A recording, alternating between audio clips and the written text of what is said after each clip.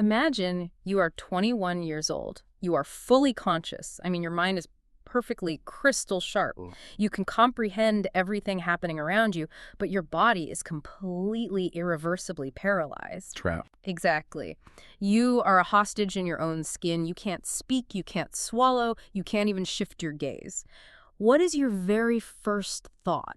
If you are, like most people, listening to this, you might assume your brain would just be flooded with sheer, raw, biological terror. Right, like animal panic, bargaining with whatever god you believe in just to keep your heart beating. Right. But if you're like a young woman named Olivia, your first thought isn't about mortality at all. Your very first thought is this intense, agonizing embarrassment because you might look awkward in front of your boyfriend's wealthy parents. It is honestly a stunning and frankly a deeply disturbing realization about human nature.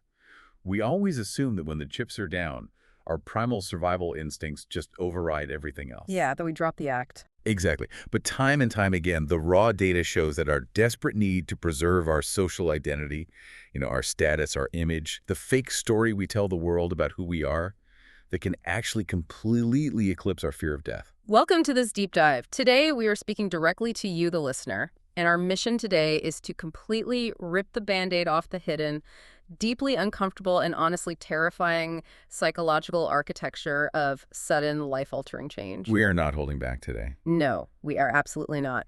We're using insights from cognitive scientist Maya Shankar's book, The Other Side of Change, alongside just a massive stack of evolutionary psychology and behavioral economics to figure out who we actually become when our meticulously crafted life plans just blow up in our faces. Which they will.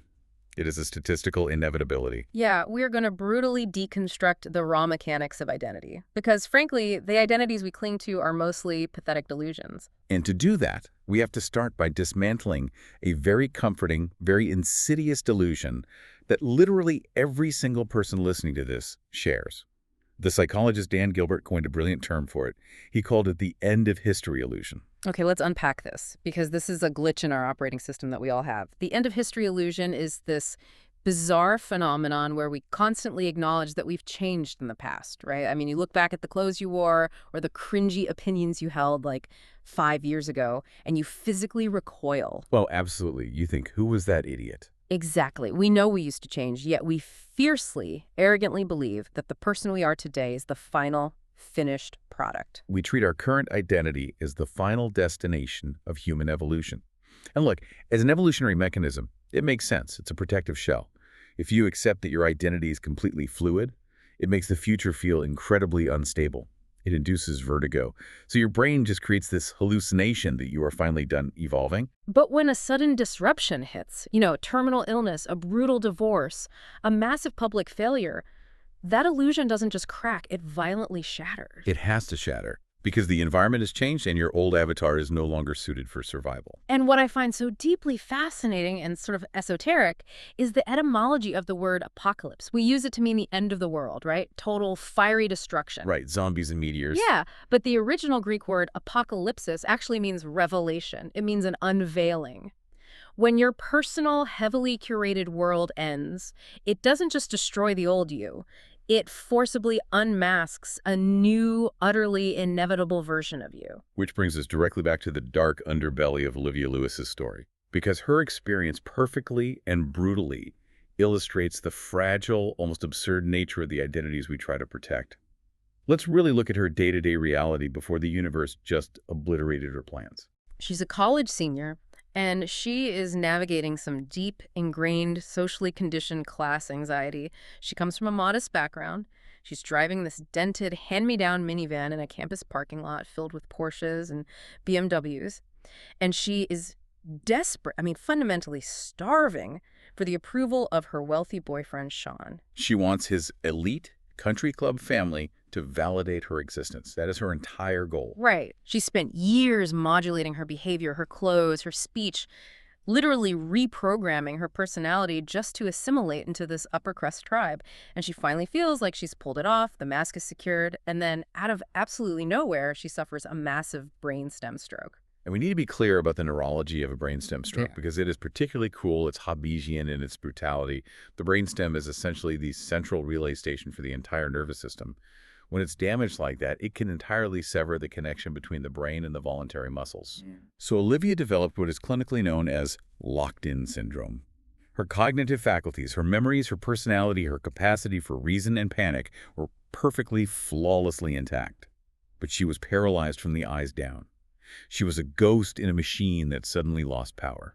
She is essentially buried alive inside her own skull. And this is where we get to that terrifying hospital room scene, which honestly reads like a psychological horror film. She's lying in a bed, tethered to a ventilator. Sean's wealthy family comes to visit her. And Olivia's internal monologue, the voice screaming in her head, isn't "please save me." It is agonizing, toxic self-consciousness. Because she was desperately trying to monitor how she was being perceived. Even on death's door, she was performing. She couldn't project the poise she had worked so hard to cultivate.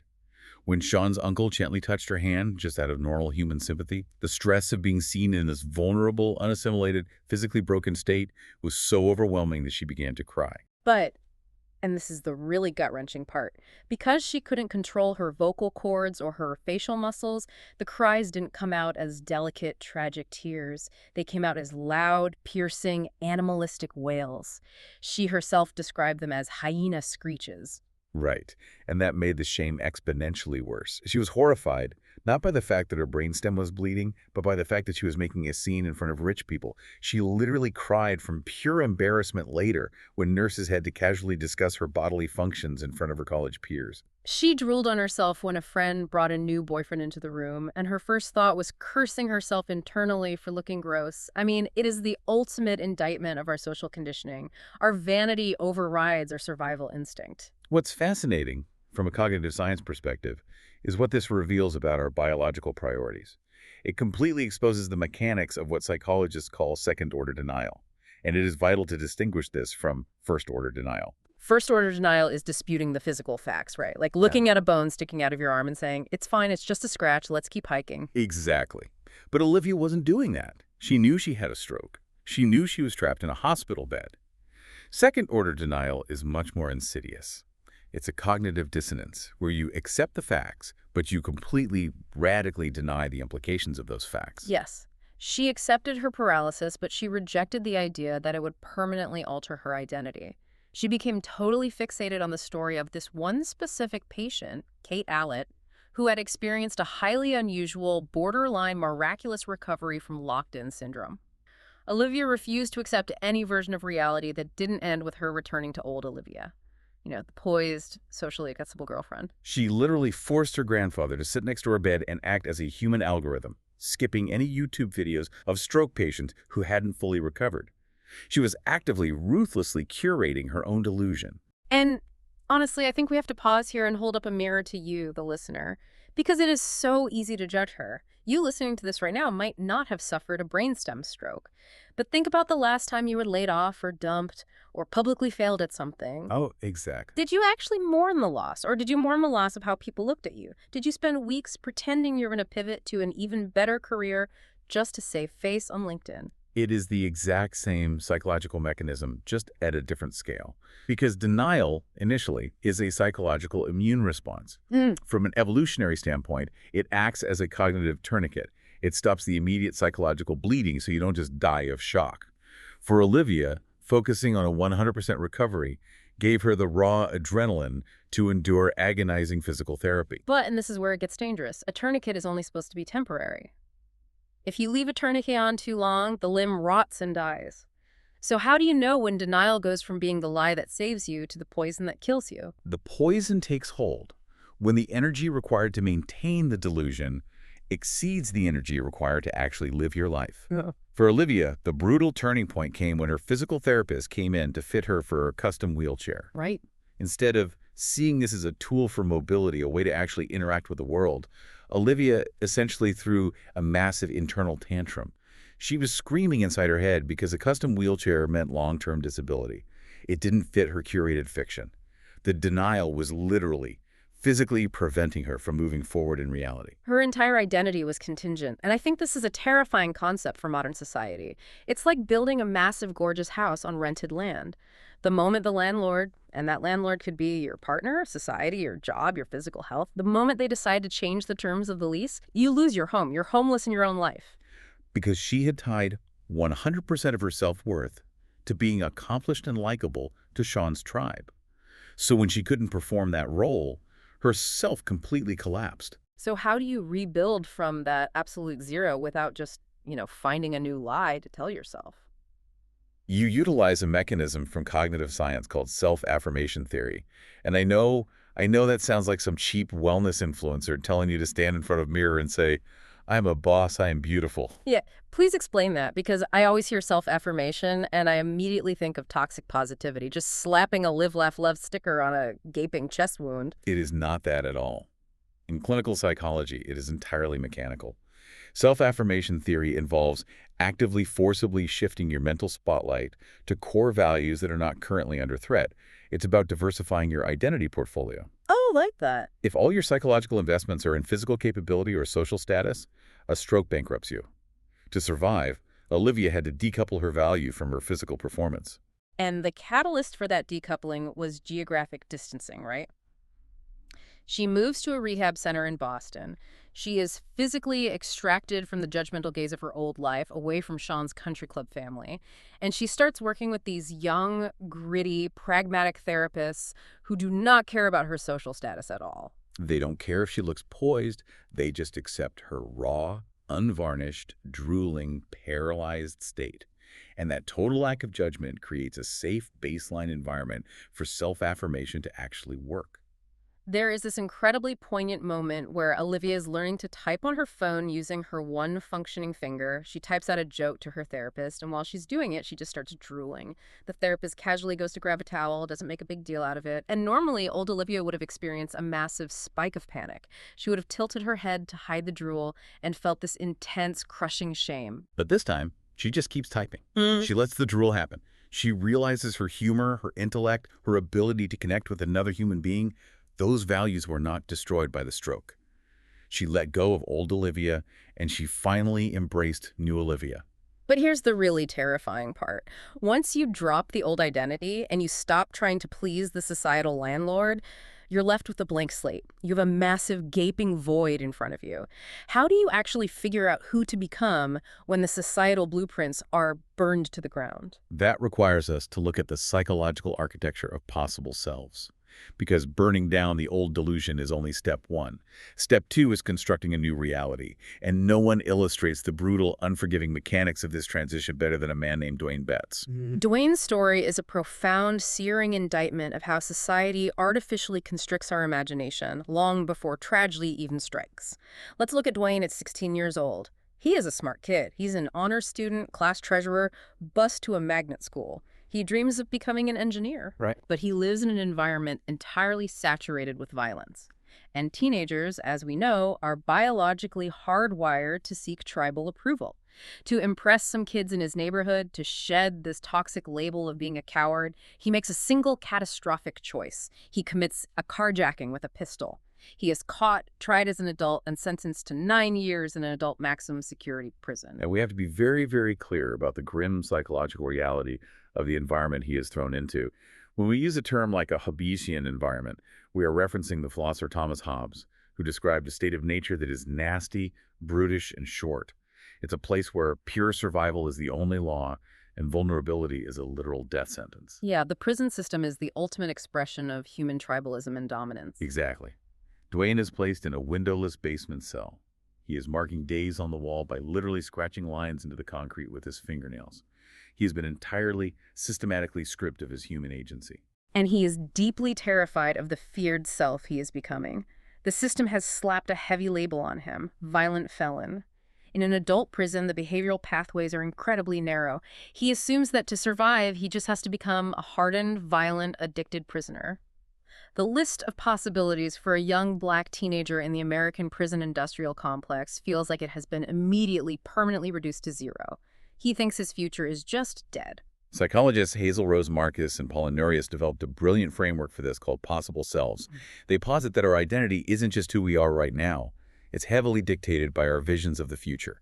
We all carry 3 versions of ourselves in our minds at all times: the hoped-for self, the expected self, and the feared self. Right. When Dwayne enters that concrete cell, his hoped-for self, the engineer, is obliterated. His expected self and his feared self merge into one terrifying image of a violent convict. Here's where it gets really interesting because it's almost like a video game character creator. When society slaps a heavy label on you, whether it's felon or widow or paralyzed or bankrupt, we think our skill tree is permanently locked. We think we only have access to a few very grim dialogue options. But then Dwayne encounters an older inmate named Bilal. And Bilal is basically operating on a totally different, almost esoteric rule set. Bilal is a masterclass in identity preservation against overwhelming institutional power. Bilal is trapped in the exact same Habesian meat grinder, but he aggressively refuses to adopt the stereotypical prisoner identity. He wakes up before the guards every single day. He does 250 push-ups. He washes his clothes in the tiny sink. Yeah. When the guards come for the count, he is standing at the door of his cell, fully dressed, looking them directly in the eye. He mentors the younger inmates. Why does he do that, though? I mean, is it just rigid discipline? Is it just a coping mechanism? It's far deeper than discipline. It is a radical, almost aggressive display of dominance over his own narrative to prevent psychic death. If Bilal lets the prison dictate his routine, he absorbs the identity of a prisoner. He becomes the label. By rigidly controlling his own actions, he is proving to himself every single day that he retains agency. He is rejecting the simulation. And for Dwayne, watching Bilal operates as a massive psychological catalyst. Right, Dwayne watches Bilal and then someone slips a book under his cell door, The Black Poets. He starts reading the work of Etheridge Knight, a poet who also served time in a state prison. And suddenly, witnessing Bilal's sheer dignity and reading Knight's art acts like a cheat code. It unlocks an entirely new character class that Dwayne didn't even know was in the game. He realizes he can be a poet. And the scientific biological mechanism that unlocks that cheat code is what psychologist Jonathan Hitt calls moral elevation. It is not just a nice, warm thought. It is a visceral, biological nervous system response. Wait, moral elevation is biological. How does that actually work in the body? It's entirely physical. When you witness an act of profound moral beauty, compassion, or dignity, especially in the face of profound degradation, it actually stimulates the vagus nerve. People often describe it as a warm, expanding physical sensation in the chest. It literally, neurologically opens up your cognitive boundaries. So it's the opposite of a panic attack. Exactly. When you are in a state of primal fear, your brain drastically narrows your focus just to survive the immediate threat. You get tunnel vision. But moral elevation dilates your perspective. Witnessing Bilal's relentless self-respect and reading Knight's ability to transmute brutal prison trauma into high art created a massive spike of moral elevation for Dwayne. It allowed his brain to formulate a new, hoped-for self, Dwayne the poet. Okay, but let me play the cynic here and push back a bit. Because this sounds amazing on paper, but how do we actually use this in the real world? You can't just command yourself to experience moral elevation. If I'm severely depressed or my life is falling apart, I can't just look in the mirror and yell, okay, brain, elevate me. It feels a bit like waiting for lightning to strike. You are absolutely right. You cannot force the emotion. But you can systematically expose yourself to the data that generates the emotion.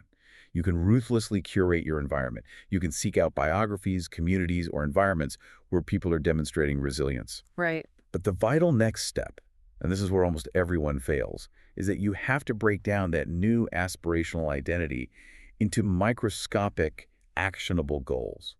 Because hoping is not a strategy. Hope without action is just a delusion. I'd go further. Hoping is a massive vulnerability unless it's weaponized into action. It just makes you passive. Exactly. Behavioral science identifies something called the middle problem. We generally have very high motivation at the start of a new goal because it's fresh, it triggers dopamine. And we have high motivation at the very end when the finish line is visible. But there is a massive agonizing dip in the middle, the slog. If Dwayne's goal is simply survive a 9-year sentence and become a Yale-educated lawyer, the middle problem will crush him into dust. 9 years is way too long a middle. So how did he hack the middle problem while locked in a concrete basement? He used microscopic milestones. He utilized the fresh start effect. We naturally use arbitrary temporal landmarks like New Year's Day, a Monday, or your birthday to reset our motivation. Dwayne did this on a micro level in prison, resetting his intentions day by day, hour by hour. But his most brilliant, almost Machiavellian tactic was temptation bundling. I love temptation bundling. For anyone unfamiliar, it's essentially pairing a very difficult behavioral shift with an immediate, tangible reward. Like, only letting yourself listen to your favorite true crime deep dive while you're suffering on the treadmill.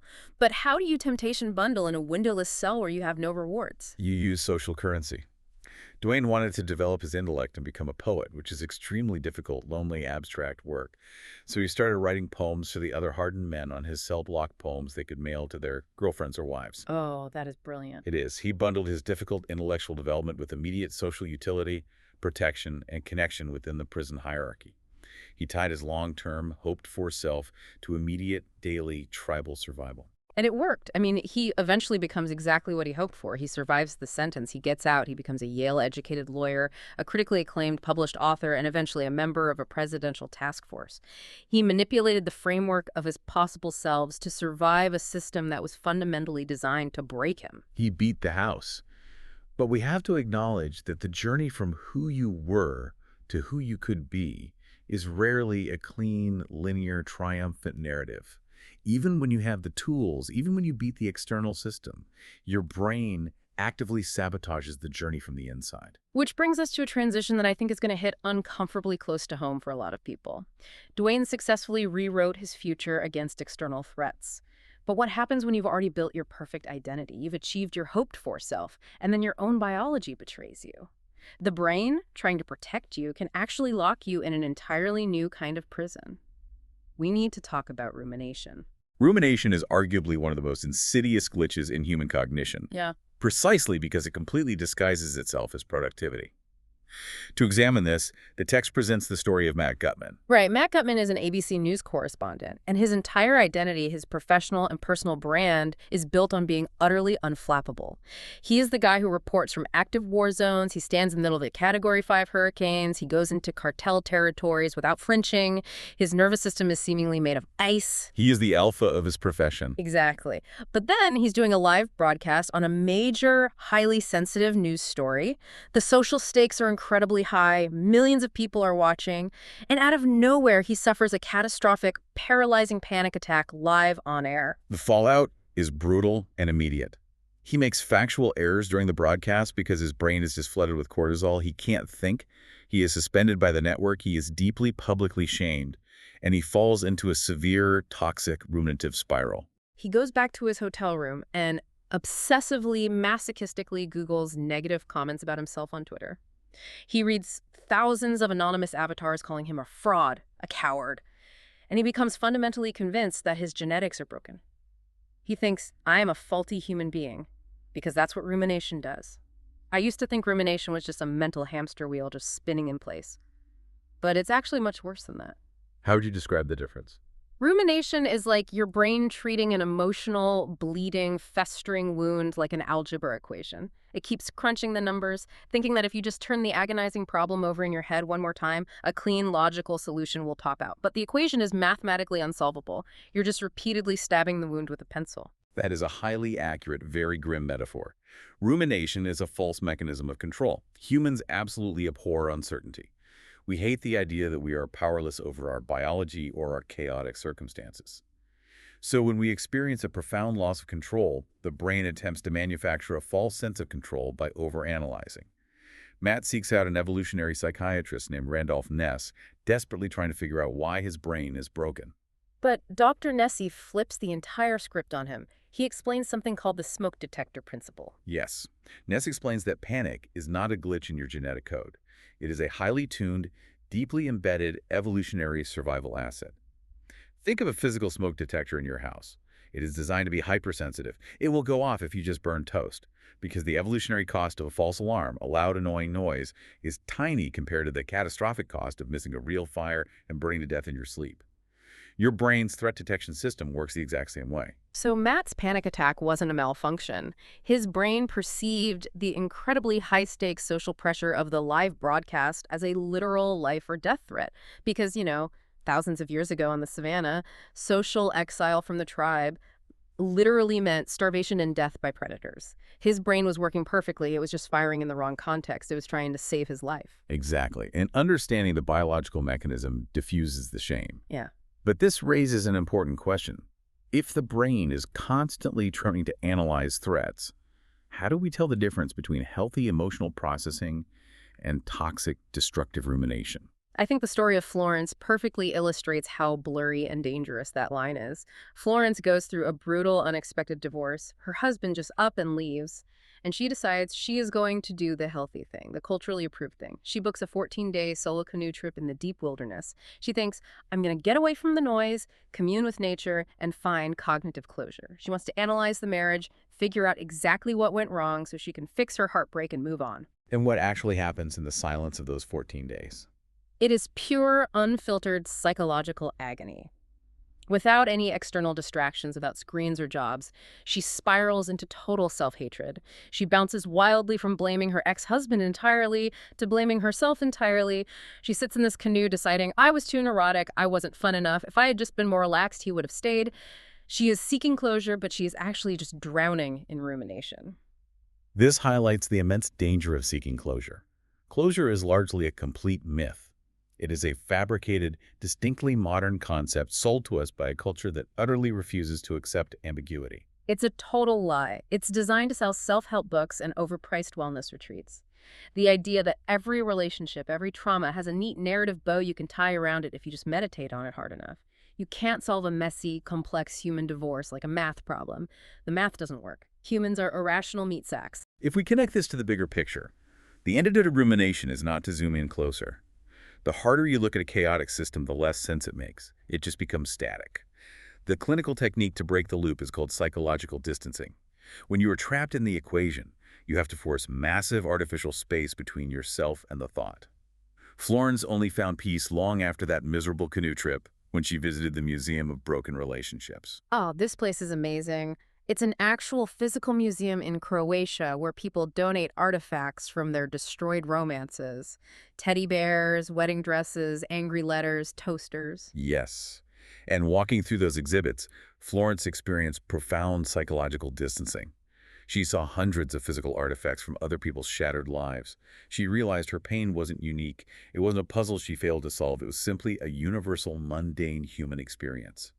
The universe is indifferent, relationships end, and some mysteries are simply meant to remain permanently unsolved. So how do we force this psychological distancing in our own lives without, flying to a museum in Europe? The research gives us a few really practical, raw tools. First is affect labeling. Affect labeling is a brilliant linguistic trick you play on your own neurobiology. It is the conscious transition from being the emotion to having the emotion. Instead of saying, I am terrified or I am a failure, which completely fuses your core identity with the feeling, you say, I am currently experiencing the physical sensation of terror. Wait. Just changing the literal words you use in your head actually changes the physical brain? Yes, profoundly. When you observe your emotion objectively, you engage the prefrontal cortex, the logical, analytical, advanced part of your brain. And functional MRI scans show that engaging the prefrontal cortex literally dampens the electrical activity in the amygdala, which is the brain's primal fear center. By labeling the feeling, you're observing the meat machine of your brain operating rather than being entirely possessed by it. That is incredibly cool. You demote the emotion from a dictator to just like a passing cloud. The second tool is mental time travel. We see this in the story of a college student named Kylie. She was crippled by eco-anxiety. She was reading the news about climate change, doom scrolling, and became absolutely paralyzed by the existential threat. She couldn't sleep, couldn't plan for the future. She felt like the world was ending right now. Which is a statistically valid fear, but a completely unlivable state of mind. You can't function in a state of apocalypse. Kylie utilized mental time travel by aggressively zooming out her perspective. She started reading macro history, specifically Yuval Noah Harari's book, Sapiens. She looked at how humans mobilized during World War II, facing down global fascism and apocalyptic threats. Right. She zoomed out to a macro historical timeline to realize that humanity has faced overwhelming, seemingly insurmountable threats before, and we have adapted. It didn't solve climate change, obviously, but it lowered the temperature of her immediate dread enough that she could actually get out of bed and function. But the most profound, and honestly maybe the strangest mechanism for breaking rumination, is the experience of awe. We see this in the story of Ramzi Kabaz. Ramzi suffered from sudden hearing loss, and as a result, he developed severe intractable tinnitus, a constant piercing ringing in his ears that literally never stopped. Tinnitus is notoriously maddening because it is a relentless, inescapable biological alarm clock. Ramzi was trapped in a mental prison, constantly reminded of his vulnerability and the permanent failure of his own body. He couldn't even use silence to relax. Silence was when the ringing was loudest. It was torture. He was completely consumed by it, spiraling into deep, dark depression. Until one night, almost as a desperate distraction, he goes to a theater to see a Woody Allen movie, Hannah and Her Sisters. And there's a character in the film who is grappling with a similar existential panic about his body failing him, convinced he has a brain tumor. And watching this film, Ramsey experiences a profound sense of awe. He feels deeply, cosmically connected to the artistic expression of human suffering, and the rumination violently breaks. Now, cynically speaking, awe isn't magic. It's a neurological forced reboot, right? It is exactly that. It's a system override. Neuroscientifically, experiencing awe, which we define as feeling in the presence of something vast that transcends your current understanding of the world, whether that's art, nature, a cathedral, or a religious experience, has a highly specific effect on the brain. It physically reduces activity in the default mode network. Okay, pretend I'm 5 years old. What exactly is the default mode network, and what does it feel like when it's active? The default mode network is basically your brain's internal me radio station. It is a network of interacting brain regions that are highly active when you are not actively focused on the outside world. It's responsible for self-referential thought, ego, and mind wandering. When you are ruminating about your past mistakes, or obsessing over how you look, or worrying about your future, your default mode network is burning bright red on a brain scan. So it's the insufferable narrator in my head that constantly reminds me of everything I've done wrong since 2012. Yes, and awe is the master volume knob for that narrator. Awe literally shrinks the sense of self. It forcibly alters your mental model, making your internal monologue, your obsessive rumination, feel neurologically insignificant in the face of whatever vastness you are perceiving. Ramsey's brain was forced to zoom out, and the tinnitus, while still physically present in his ear, lost its psychological grip. It just became background noise instead of the main event. Rumination is what happens when we obsess over the present and the future. We frantically try to control the uncontrollable. But what happens when the massive life change forces us to obsess over the past? What if the foundational beliefs we use to make sense of the world, the bedtime stories we've been told since childhood, are the very things poisoning us? This brings us to some deeply unsettling, taboo philosophical territory. We need to look at the concept of the blank slate and the extreme danger of what psychologists call the just world hypothesis. Because humans construct incredibly elaborate fables about fairness just to avoid facing the chaotic indifference of reality. Let's start with the blank slate, because this story honestly blew my mind. Ingrid Rojas Contreras is riding a bike in Chicago. She gets into an accident, hits her head on the pavement, and wakes up with severe retrograde amnesia. She doesn't know her name, she doesn't know where she is, she doesn't remember her past, and her immediate biological reaction isn't terror, it's euphoria. It's a stunning revelation about the heavy burden of identity. To understand her euphoria, you have to understand what her brain forgot. Ingrid grew up in Bogota, Colombia, during a period of extreme cartel violence. She was carrying immense, heavy generational trauma. Her family also had a history of esoteric practices, and she carried a deep sense of inherited shame regarding her family's eccentricities in a very conservative, religious society. She spent her whole life carrying this massive, invisible, crushing backpack of anxiety and shame. And when the amnesia wiped her memory hard drive, the backpack just vanished. The shame completely evaporated because she no longer had the narrative context that demanded it. She didn't know she was supposed to be traumatized. She described feeling like a ball of pure energy, completely untouched by time. The implications of this are staggering. She actually tried to hide her amnesia from her husband because she wanted to stay in that euphoric, unburdened state. It proves, beyond a shadow of a doubt, that the narratives we hold about ourselves are heavily editable. They are constructed fictions. They aren't real. If a minor bump on the head can erase your generational trauma, then that trauma is literally just a software program running on your biological hardware, and you can uninstall it. But we rarely uninstall it willingly, because we run those painful software programs to give our lives a sense of order.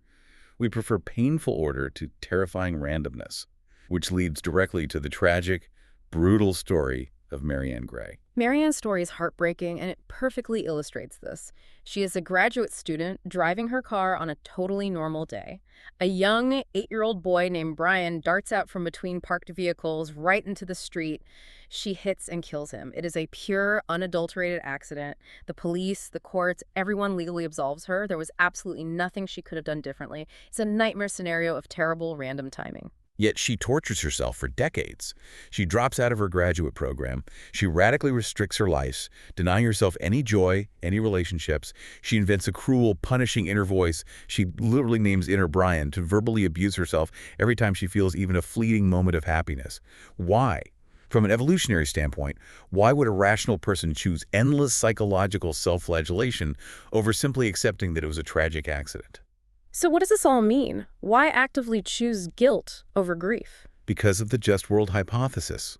This concept, pioneered by psychologist Melvin Lerner, states that humans possess a desperate, irrational, deeply ingrained need to believe that the world is morally balanced. We want to believe that good things happen to good people and bad things happen to bad people. We are force-fed this from childhood through fairy tales, movies, and religion. Karma. Right.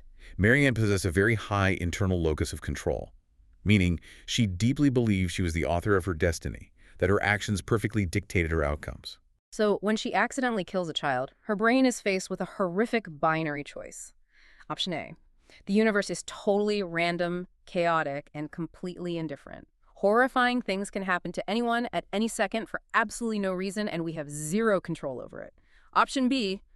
I am fundamentally a bad, dangerous person, and this terrible thing happened because I am a monster. Her brain instinctively chose option B, because if she is a monster, at least the world still makes sense. At least there are rules. The just world hypothesis is a desperate defense mechanism against existential terror. But the dark side of this belief is that it causes us to blame victims and ourselves just to maintain the hallucination of an underlying moral order. Oh, this explains so much about modern human cruelty. It's why people subtly blame cancer patients for not eating enough kale, or blame victims of violence for walking in the wrong neighborhood at the wrong time, or blame poor people for not grinding hard enough.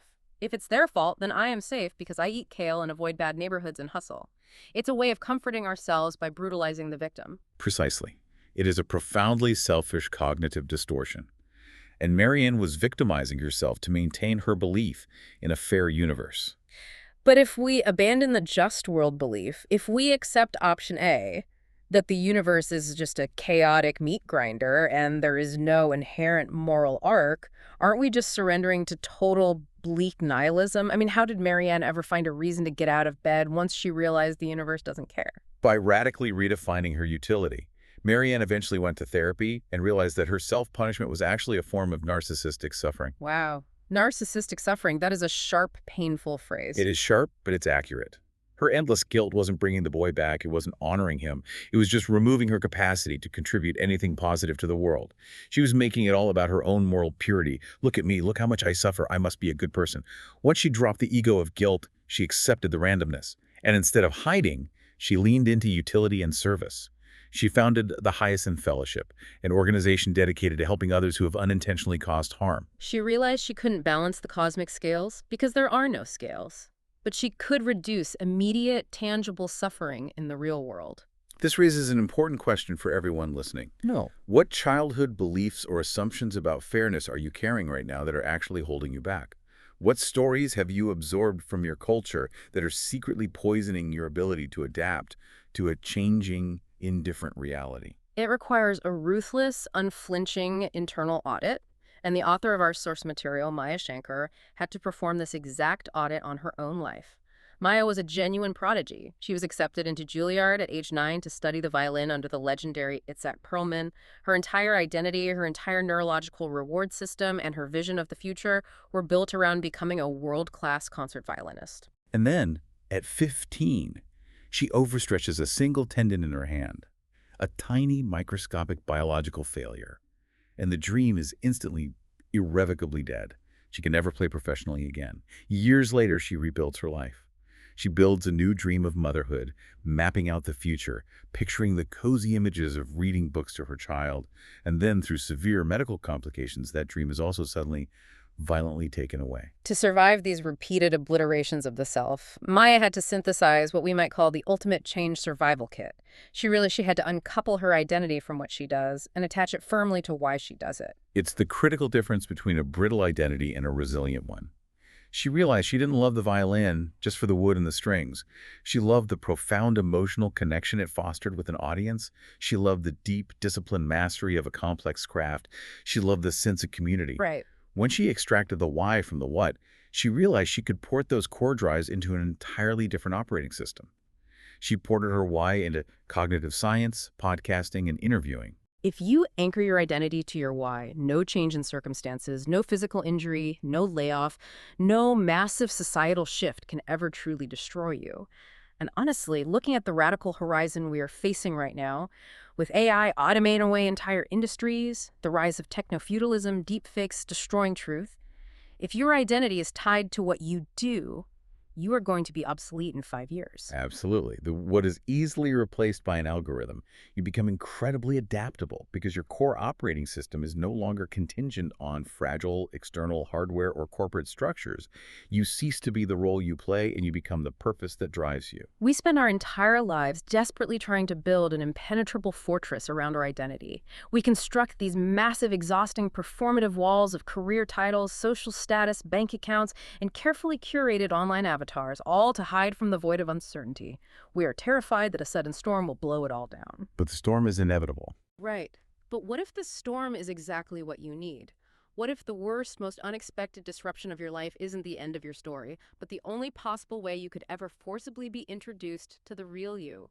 The next time your life goes entirely off script and the plans you made turn to dust, don't ask how you can scramble back to who you were. Ask yourself, who is this forcing me to become?